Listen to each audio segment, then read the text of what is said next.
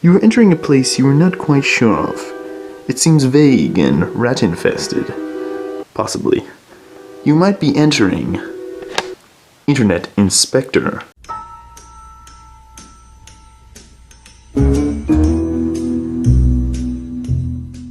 Hey, how's it going everyone, and welcome back to yet another edition of Internet Inspector. We've got the brand new lights here. It's all finally set up. My setup is pretty much complete here for Internet Inspector, and today I'm going to be talking about a small YouTuber's perspective. I've been a YouTuber for a fair few years, not a successful YouTuber. As I mentioned on my second channel recently, I have been running a channel that's pretty much been dead for the good part of 5 years, and it's basically just been an interesting 5 years on YouTube. It hasn't been bad by any means. I've learned a lot. I've had a lot of experience through all the videos I've edited, all the stuff I've created over the past 5 or so years. But yeah, it's been a long journey, and let's just say not much has happened when it comes to growth of my channel, in comparison to big YouTube channels, of course, which grow rapidly on the platform. Now, my YouTube channel is a very interesting case. It has a lot of variety, there's a bunch of different stuff, and it's a bit of a mess. I've created a lot of different types of videos as I've gone along through my YouTube channel. I mean, I would have kept going with a lot of my old series, but the reason why they stopped being series is because I stopped enjoying making them pretty much. They were just like series I stopped enjoying making, and that's part of the reason why I stopped with those specific series. But that's not what I'm here to talk about today. I'm actually here to talk about the creator's perspective when your channel's not really growing as fast as maybe you would have wanted it to. And it's kind of the grind of being a small creator and how it works when you just really want to grow as rapidly as possible, but it's not quite happening. So I'm going to talk about that very briefly in this another abridged Internet Inspector. I'm doing shorter ones for a little while, and then I'll go back to longer, more in-depth analysis on Internet Inspector. Also guys, before I continue, please excuse the noise in the background. I'm having renovations done on my house all week, and there's no other time to film in this entire week where there's no renovations going on. It's basically non-stop, so apologies for that. So what caught my eye from a big YouTuber that I watch pretty regularly was when Max Mofo on the Cold Ones podcast, this was a long time ago, this is only on the second Cold Ones podcast, released in December 2018, he had this to say about attempting YouTube. The current state of YouTube is fucked. Don't attempt YouTube unless you plan on doing shoe reviews or game reviews that are not MA+.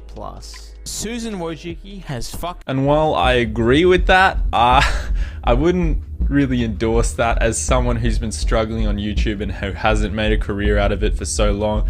I would say for people that are really in love with it and who really badly want to be a YouTuber, like myself, I guess, you should keep doing it.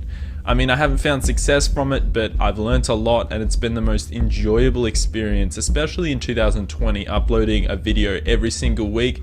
Even though I'm not making money really from the platform, I feel like, well, I am making some money, but I feel like I'm actually doing something and I'm following my dream job, I guess you could say, even though it's not really worked out for me yet. I don't know, I guess it came from Max like that because he was a YouTuber who kind of peaked at a time when anyone could make it. It was just such a doable career path at that time. His thing was to make prank calls and annoy the hell out of people, and it actually became a huge success for him.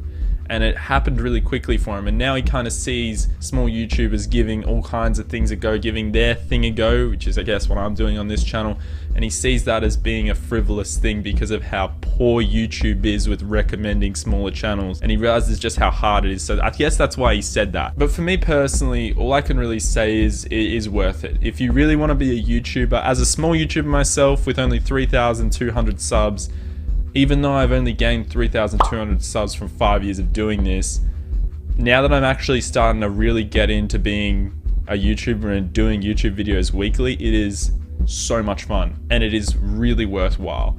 I mean, if you have the time and if it's your dream job, pursue it.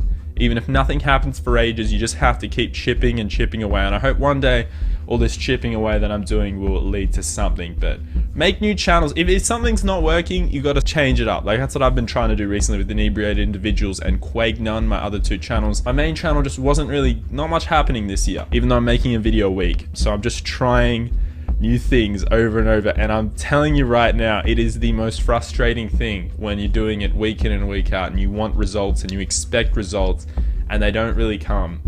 And they don't come as quick as you would have wanted them to, and sometimes not at all. And as frustrating as hell as it is for me, as a really small YouTuber, it's something that I can live with. Overall, it's fine because I'm used to it. It's something that I feel like as a professional, as I'm trying to hold myself to a professional standard, I can deal with that and I can, you know, keep going as a small YouTuber, even though that's happening, even though it's a pain in the ass. And it's so frustrating when you're not getting views for a certain number of videos in a row. Recently I made a Kinder Surprise egg drop and it still only has 63 views after a week, and I worked my ass off editing that. It was a frustrating thing to edit just because of the amount of effort that went into the editing, and nothing happened. Nothing happened with the views of the videos. So it just happens sometimes when you're really working hard on content, when you keep going for ages, it just doesn't work, and then all of a sudden there's a spike. My porn on YouTube video that got 695,000 views as I'm speaking, that was made as a bit of a joke. That was, let me call this porn on YouTube because this is the pilot episode. I kind of wanted something to inspire me to keep the series going. If I'm gonna make a pilot, you want it to be successful, right? That's what people do on TV shows. If they're gonna make TV pilots, they want it to be a huge success. And with this porn on YouTube one, I decided to title it that just for the fun of it. I thought, I've never titled anything like this. Why don't I just title it this? It's a pilot, I want it to do well, and that's the best chance of it doing well if I just clickbait the shit out of it. Even though it's not really clickbait, because what I said in the title is what I said in the video. Anyway guys, it worked, and that's all I can say. If you're starting a new series and you want something to inspire you to keep it going that can get heaps of views, title it that. I don't know, maybe you should hold to standards. But for 5 years, as I said on my podcast recently, I tried to hold standards on YouTube and nothing happened. Yeah, no, that's fair enough. You want to get views the right way, but I tried to do that for 4 years and it was a waste of time, so I just clickbaited. So yeah, if nothing's happening, you can title your videos porn on YouTube. There's no shame in that, as long as the video is professional and it's done in a proper manner, like that video was, I believe, that's fine. And I'm just very pleased with the response it's gotten, and the follow-up somehow has done well as well. I mean, it's just a good title, I guess, to call my videos. I'm not going to call all my videos porn on YouTube because I'm getting a lot of bots subscribing to my channel. I mean, I have 3,000 subscribers. Bots look for these porn on YouTube videos and comment in the comment section with random shit that's just spam to mislead people, and they're also subscribing to the channel. So thank you to all the bots that are subscribed. Anyway, guys, the point is you shouldn't just make something that's porn on YouTube to try and get views. You should make what you love, and if that's going to help you get views, by all means, that's good. But YouTube is a slow burn. It's a slow burn, it's a slow build, and it's something that I personally am happy to be on a slow build with. Sorry about that noise, by the way, guys. And I'm okay with that. It's not too bad. But if you're not okay with that, you're someone who just doesn't have the patience for it, that's fair enough. But to be honest, it did actually take me 4.5 years before I finished this Internet Inspector to actually make a video a week. That was something that was incredibly difficult, making a video a week. I was struggling to do that for so long, and I couldn't do it until I got to 2020 and I decided I've got to have a proper work ethic. And I think that's what you got to have if you're going to be a serious YouTuber. You got to make 3 videos a month, maybe a video a week, maybe 2 videos a month at the very least, and they got to be 2 pretty good videos a month to be able to make it on YouTube. Anyway guys, that has been this Internet Inspector. I hope this was enough of a small creator's perspective from me about my experiences on YouTube. I might mention this again in a podcast so I can elaborate on what I've said in this video, because there's a lot of things I reckon I've left out that I couldn't get off the top of my head for this specific episode of Internet Inspector. I will hopefully elaborate this in a roast podcast in the future. My podcasts are in the description, and Inebriated Individuals, which may be filmed on Friday night. There's new restrictions in Victoria that have just been released, which you can't actually travel to people's houses again. So there's a good chance it won't even be filmed this Friday. We did plan to film one. Who knows what will happen. Thanks for watching, guys. It's been another Internet Inspector. Roll that outro.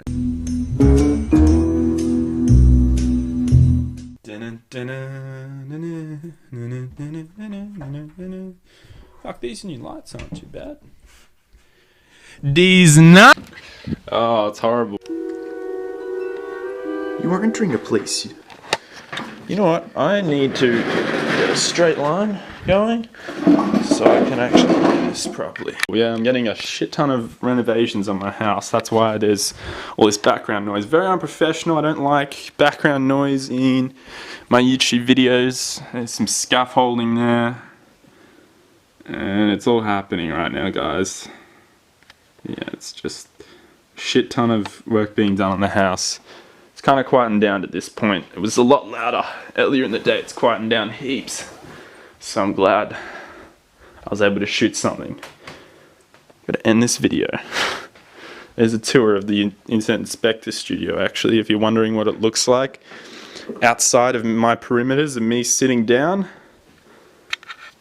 There you go, there's the rest of the room. Fuck me. My brother has to clean up after himself. Here's the tour of the rest of the room. I don't sleep in this room for reference, and I only use it for recordings, but there you go. These nuts!